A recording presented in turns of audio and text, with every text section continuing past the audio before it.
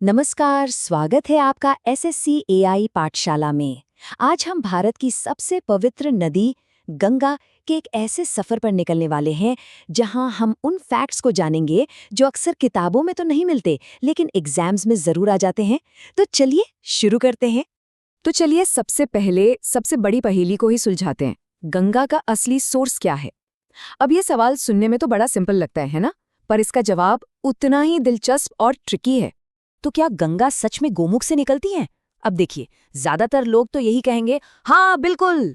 पर यहीं पर एग्जाम में वो ट्रैप सेट किया जाता है। तो असली जवाब के लिए थोड़ा सा डीपर डाइव करना पड़ेगा। इसको ऐसे समझिए, गोमुख से जो नदी निकल रही है वो है भागीरथी, लेकिन गंगा सिस्टम की जो मेन रिवर है, मतलब जो मेन हाईवे है, वो है अलकनंदा, और ये निकलती है सतोपंथ ग्लेशियर से। और इसी मेन हाईवे अलकनंदा में आकर दूसरी नदियों मिलती हैं। पहाड़ों में जब भी दो नदियां मिलती है ना, उस पॉइंट को कहते हैं प्रयाग। अलकनंदा के रास्ते में ऐसे 5 मेन प्रयाग आते हैं जिन्हें हम पंच प्रयाग कहते हैं। अब इनको लाइन से याद रखना सीरियसली एक नाइटमेयर हो सकता है, पर डोंट वरी, हमारे पास एक जबरदस्त ट्रिक है। बस ये एक लाइन और आपकी सारी कंफ्यूजन खत्म। विष्णु के नंद के कान में रुद्र और देव बसे। सुनने में थोड़ा श्लोक जैसा है ना, लेकिन ये ज्योग्राफी के सवालों का समझिए रामबाण इलाज है। चलिए देखते हैं ये कैसे काम करता है। तो चलिए इसको डीकोड करते हैं। पहला शब्द विष्णु, इससे बना विष्णु प्रयाग। यहाँ अलकनंदा से मिलती है धौली गंगा, ठीक है। फिर है नंद, यानी नंद प्रयाग। यहाँ मिलती है नंदाकिनी, सिंपल। कान से याद रखना है कर्ण प्रयाग, जहाँ पिंडर नदी आकर मिलती है। फिर रुद्र, यानी रुद्रप्रयाग, जहाँ मंदाकिनी का संगम होता है। और आखिर में देव, जो हमें ले जाता है बेव प्रयाग। और बस यही है वो मैजिकल मोमेंट। देव प्रयाग में जब चौड़ी अलकनंदा और तेज तर्रार भागीरथी दोनों एक हो जाती हैं, तब जाकर उस कंबाइंड स्ट्रीम को पहली बार गंगा नाम मिलता है। तो अब पिक्चर एकदम क्लियर है, गंगा का जन्म गोमुख में नहीं, देव प्रयाग में होता है। ओके, तो अब हमारी नदी ऑफिशियली गंगा बन चुकी है। अब ये पहाड़ों के तंग रास्तों को छोड़कर खुले मैदानों में एंटर करती है, और हरिद्वार बस वही जगह है जहां गंगा का कैरेक्टर पूरी तरह बदल जाता है। यहाँ इसका वो विशाल शांत रूप हमें देखने को मिलता है। और ये सफर कोई छोटा मोटा सफर नहीं है। पहाड़ों से लेकर बंगाल की खाड़ी तक गंगा कुल 2525 किलोमीटर का डिस्टेंस कवर करती है। यही बात इसे भारत की सबसे लंबी नदी बनाती है। सोचिए क्या जबरदस्त जर्नी है। तो ये इतना लंबा सफर किन किन स्टेट से होकर गुजरता है? इसका जो करेक्ट ऑर्डर है वो है सबसे पहले उत्तराखंड, जहां से शुरू हुई, फिर उत्तर प्रदेश, बिहार, उसके बाद झारखंड और आखिर में पश्चिम बंगाल। और यहीं आता है एक क्लासिक एग्जाम ट्रैप। ध्यान से सुनिएगा। ज्यादातर लोग सोचते हैं कि गंगा सिर्फ 4 स्टेट से बहती है और वो झारखंड को मिस कर जाते हैं, लेकिन फैक्ट ये है कि गंगा झारखंड के साहिबगंज जिले की बाउंड्री को टच करते हुए निकलती है। तो हमेशा याद रखना, टोटल 5 स्टेट्स हैं, 4 नहीं।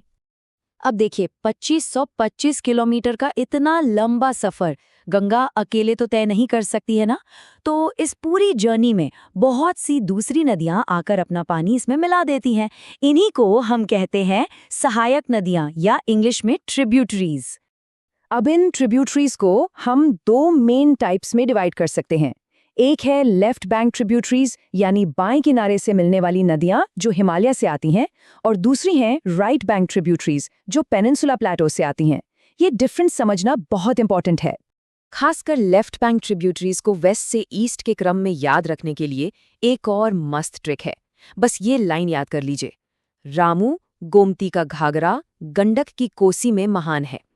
इससे रामगंगा, गोमती, घाघरा, गंडक, कोसी और महानंदा सबके सब एकदम परफेक्ट ऑर्डर में याद हो जाएंगे। इन्हीं नदियों में से एक है कोसी, जो अपने बिहेवियर के लिए थोड़ी बदनाम है। होता क्या है कि ये नदी अपने साथ इतने ज़्यादा सेडिमेंट्स, मतलब मलबा लेकर आती है कि बिहार के प्लेन्स में ये अपना ही रास्ता ब्लॉक कर लेती है और फिर किनारे तोड़कर कहीं और से बहना शुरू कर देती है, जिससे भयानक बाढ़ आती है। इसी वजह से इसे बिहार का शोक कहते हैं। चलिए एक और इम्पॉर्टेंट एग्जाम ट्रैप की बात करते हैं।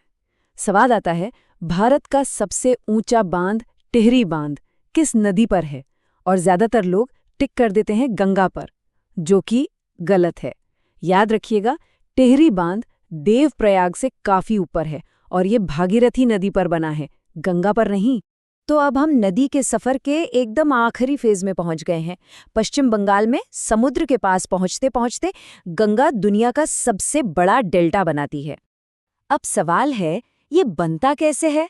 देखिए, समुद्र के पास पहुंचकर नदी की स्पीड ऑलमोस्ट 0 हो जाती है, तो वो अपने साथ लाया हुआ सारा सेडिमेंट और आगे नहीं ले जा पाती और उसे वहीं जमा करने लगती है।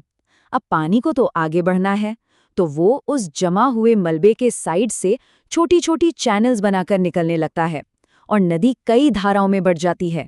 पश्चिम बंगाल में गंगा मुख्य तौर पर 2 बड़ी धाराओं में बढ़ जाती है। एक धारा जो इंडिया में ही रहती है, उसे हम हुगली कहते हैं, और जो दूसरी मेन स्ट्रीम है वो एंटर कर जाती है बांग्लादेश में, जहां उसे पद्मा नाम से जाना जाता है। और ठीक इसी जगह पर बनाया गया है फरक्का बैराज।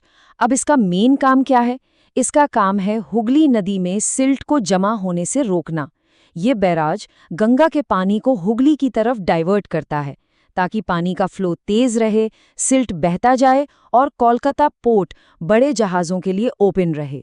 ये जानना भी जरूरी है कि साल 2008 में भारत सरकार ने गंगा को नेशनल रिवर डिक्लेयर किया था, क्योंकि ये सिर्फ एक नदी नहीं है, ये करोड़ों लोगों की लाइफलाइन है और एक जीता जागता इकोसिस्टम है।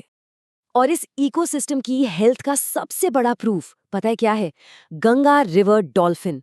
साइंस में ऐसे जीवों को बायो इंडिकेटर कहते हैं, मतलब एक ऐसा जीव जो अपने आसपास के एनवायरनमेंट की हेल्थ के बारे में डायरेक्ट सिग्नल देता है। ये जो डॉल्फिन्स हैं, ये सिर्फ और सिर्फ एकदम साफ फ्रेश वाटर में ही सर्वाइव कर सकती हैं। थोड़ा सा भी पोल्यूशन ये टॉलरेट नहीं कर पाती। तो इसका सीधा सा मतलब है कि अगर कहीं गंगा में डॉल्फिन्स दिख रही हैं, तो ये एक नेचुरल सर्टिफिकेट है कि वहाँ का पानी साफ है और नदी हेल्दी है।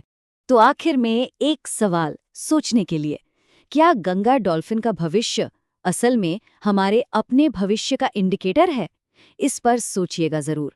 और हाँ, अगर गंगा की ये जर्नी पसंद आई हो और कुछ नया सीखा हो तो इस वीडियो को लाइक जरूर करें, और ऐसे ही और एनालिसिस के लिए चैनल को सब्सक्राइब करना मत भूलिएगा। धन्यवाद।